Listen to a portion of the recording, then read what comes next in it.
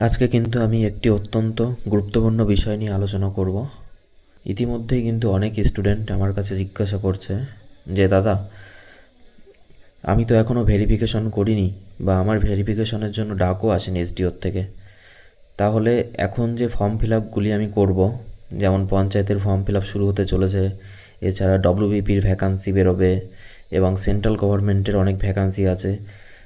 সেই ভ্যাকান্সিগুলোতে আমি কি আমার এসটিএসসি ওবিসি সার্টিফিকেটটি শো করব, নাকি আমি এখন ইউআর হিসেবেই ফর্ম ফিল আপ করবো? সেক্ষেত্রে আমি প্রথমে বলে দিই যে এই ভেরিফিকেশন নিয়ে কাদের চিন্তা করার কোনো কারণ নেই। এক, যাদের বাড়িতে বাবা, দাদা, কাকা বা যে কারোর 2011 সালের কাস্ট সার্টিফিকেট আছে। যদি 2011 সালের আগে কারোর কাস্ট সার্টিফিকেট থাকে তাহলে তাকে কোনোভাবেই কোনো চিন্তা করতে হবে না। সে তার ডেইলি টু ডেইলির কাজ যেরকম নর্মাল করে যাচ্ছে করুক, এবং এই কাস্ট সার্টিফিকেট ভেরিফিকেশনের কথা তিনি যেন মাথায়ও না আনে। আর একটা আছে যাদের কোনো চিন্তা করার কারণ নেই, তারা হলো যারা অনেক দিন আগে প্রপার ভেরিফিকেশন করিয়ে হিয়ারিংয়ের মাধ্যমে উইটনেস দিয়ে কাস্ট সার্টিফিকেটগুলো নিয়েছিল। যদি কেউ প্রপার এসওপি ফলো করে কাস্ট সার্টিফিকেট অবটেন করে থাকে এবং যদি ফিল্ড ভেরিফিকেশনও হয় তার বাড়ির আশেপাশে, তাহলে তার কাস্ট সার্টিফিকেটে যে কাস্টটা দেওয়া আছে সেটিই যেন উঠে আসে। অর্থাৎ যদি কারোর এসসি কার্ড সার্টিফিকেটে নমশূদ্র কাস্ট দেওয়া থাকে, তাহলে ফিল্ড ভেরিফিকেশন হলেও যেন তার কাস্টটি নমশূদ্রই দেখা যায়। তো এই রকম যাদের কাস্ট সার্টিফিকেট আছে, এই দুই ধরনের মানুষের চিন্তা করার কিন্তু কোনো কারণ নেই।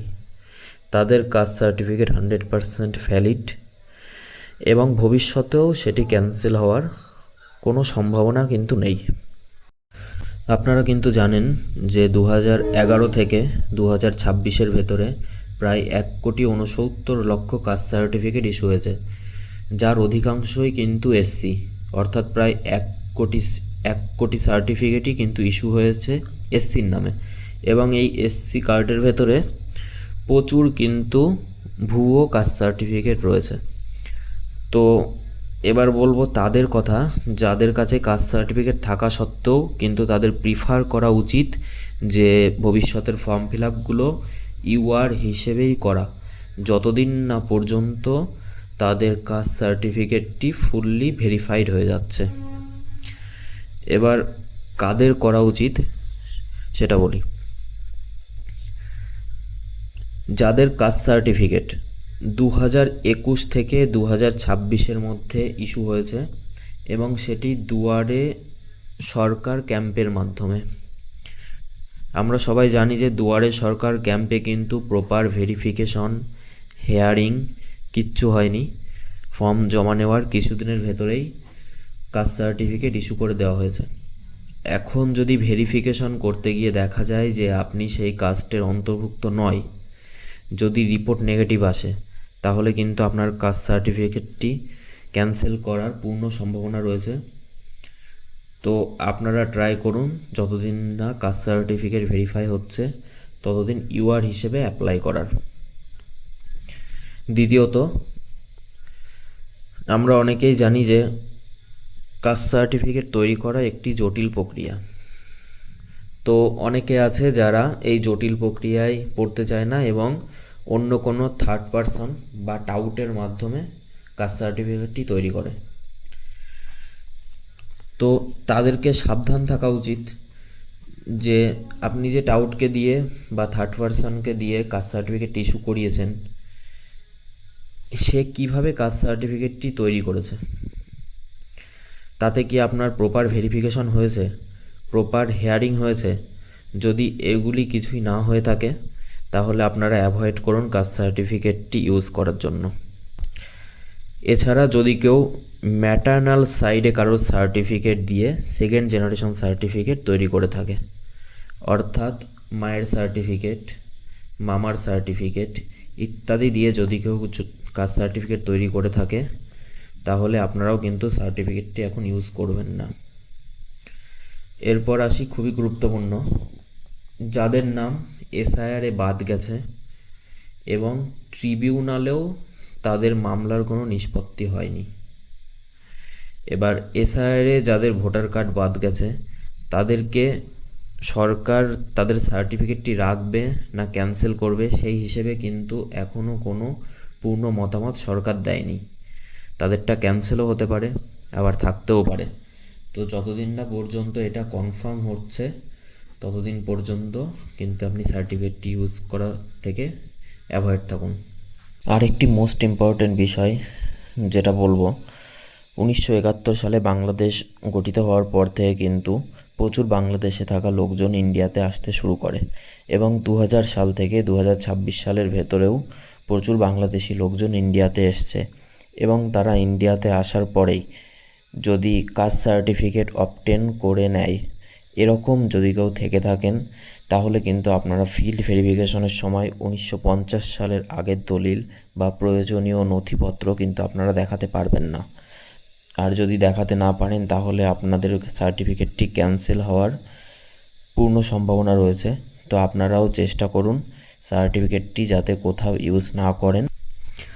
এরপর যদি এমন কেউ থেকে থাকে যে যার সার্টিফিকেটটি সেকেন্ড জেনারেশনের, কিন্তু সে যার সার্টিফিকেটটি ইউজ করে তার সার্টিফিকেটটি বানিয়েছিল তার সাথে এখন কোনো সম্পর্ক নেই বা অনেক দূরের সম্পর্ক, আপনি কিন্তু এস্টাবলিশ করতে পারবেন না যে আপনি যার সার্টিফিকেটটি নিয়ে কাস্ট সার্টিফিকেট বানিয়েছিলেন তার সাথে আপনার কিসের সম্পর্ক। হয়তো অনেক দূরের সম্পর্ক হলে আধার কার্ড, ভোটার কার্ড বা যদি মারা গিয়ে থাকে আপনি কিন্তু ভোটার কার্ড প্রডিউসই করতে পারবেন না। তো সেক্ষেত্রে এই ধরনের মানুষরাও কিন্তু কাস্ট সার্টিফিকেটটি ইউজ করা থেকে বিরত থাকুন। কিন্তু যদি এরকম হয়ে থাকে যে আপনার কাকার সার্টিফিকেট দিয়ে আপনি করেছিলেন কিন্তু আধার কার্ড, ভোটার কার্ড প্রডিউস করতে পারছেন না, সেটি কিন্তু ফিল্ড ভেরিফিকেশনের মাধ্যমে প্রুফ করা যাবে যে উনি আপনার কাকা। কিন্তু অনেক দূরের সম্পর্ক হলে সেটা কিন্তু প্রুফ করা খুব মুশকিল হয়ে যাবে। এছাড়া কিছুদিন আগে হাইকোর্টের রায় অনুযায়ী প্রচুর ওবিসি সাবকাস্ট লিস্টের থেকে বাদ দেওয়া হয়েছিল। তাদের সার্টিফিকেটটি যেহেতু অলরেডি ক্যান্সেলড, তো তাদের ইউজ করার কোনো প্রশ্নই আসে না। আরেকটি বিষয় এখানে যেটি দেখার মতো, যে যাদের টাইটেলের সাথে সাবকাস্টের ডিসক্রিপেন্সি আছে, অর্থাৎ আপনি যদি বিশ্বাস হয়ে ধরুন এসটি সার্টিফিকেট তৈরি করে নিলেন, তো এক্ষেত্রে বিশ্বাস টাইটেলের সাথে কিন্তু এসটি সার্টিফিকেট যায় না। তো এক্ষেত্রেও কিন্তু ফিল্ড ভেরিফিকেশন হয়ে ক্যান্সেল হতে পারে। বা টাইটেলে এসটি করে নিলেন, সেটাও কিন্তু ডিসক্রিপেন্সির আন্ডারে পড়ে। এবং ম্যাক্সিমাম ক্ষেত্রে দেখা যায় যে কর্মকার টাইটেল ওবিসির আন্ডারে আসে, কিন্তু অনেক কর্মকার যারা আছে তারা কিন্তু এসসি সার্টিফিকেট তৈরি করে নেয়। এরকম যদি কেউ থাকে যাদের সারনেমের সাথে সাবকাস্টের ডিসক্রিপেন্সি রয়েছে, তারা কিন্তু সতর্ক থাকুন। যারা এখন চাকরির জন্য প্রিপারেশন করছো তাদেরকে বলবো, যদি তোমাদের নিজেদের কাস্ট সার্টিফিকেট নিয়ে যদি একটুও সংশয় থাকে যে ভবিষ্যতে তোমাদের কাস্ট সার্টিফিকেটটি ক্যান্সেল হতে পারে, তাহলে কিন্তু তোমরা বিভিন্ন চাকরির পরীক্ষাতে ইউআর হিসেবেই অ্যাপ্লাই করো। কেননা যদি ভবিষ্যতে কোনো কারণে তোমার কাস্ট সার্টিফিকেটটি ক্যান্সেল হয়ে যায়, তাহলে কিন্তু তার প্রভাব তোমার চাকরির ওপরেও আসবে। সেই জন্য ইউআর হিসেবে অ্যাপ্লাই করো এবং নিজের চাকরিটাকে সেফ রাখো। এবং এখন প্রচুর স্টুডেন্ট আছে যারা সারাদিন এই ভেরিফিকেশন নিয়েই পড়ে আছে।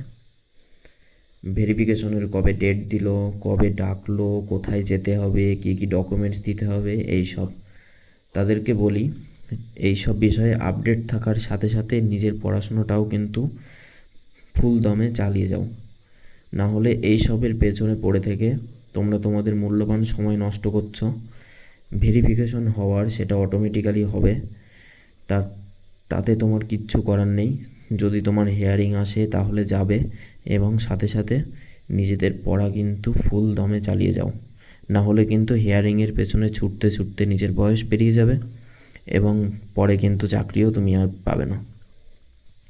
এই কথাগুলি মাথায় রেখে তোমরা তোমাদের প্রিপারেশন চালাও এবং ভবিষ্যতে আর কোনো আপডেট পেতে চ্যানেলটিকে সাবস্ক্রাইব করে রাখো।